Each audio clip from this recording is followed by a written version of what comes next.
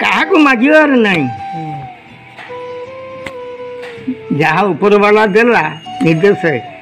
ଆଉ କିଏ କାହିଁ କାଲି ସକାଳେ କହିବେ ମାଗଣା ଖାଇବାକୁ ଅଛି, ତମ ମଠରେ ଖାଇଲେ ଯଦି ଆମେ ରହିଲୁ 2 ଦିନ ତମ ମଠରେ କିଛି ସେଠି ବି ଦାନ କରିଦେଇକି ଯିବୁ।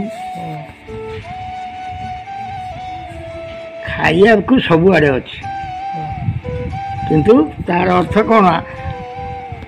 ଆଜିର ଯୋଗାଡ଼ କାଲିର ଅତିଥି।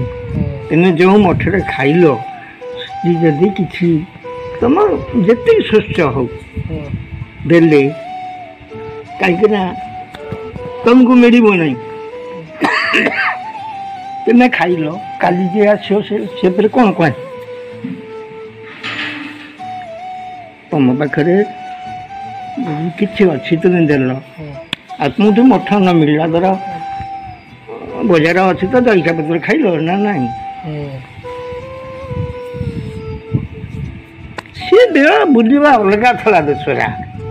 ସେତେବେଳେ ସିଏ ୟଙ୍ଗ ମ୍ୟାନ୍, ପଇସା ଓଲ୍ଡ ମ୍ୟାନ୍, ଆଖି ନାହିଁ। ତଥାପି ଆଖି ଯଦି ଭଲ ଥାନ୍ତା ବୁଲାଇ ନେବା। ଠାକୁରଙ୍କର ଇଚ୍ଛା ପରା ନାହିଁ, ସବୁଆଡ଼ୁ ବୁଲେଇ ବୁଲେଇ ଆମେ ପାଇଲି କ'ଣ କିଛି?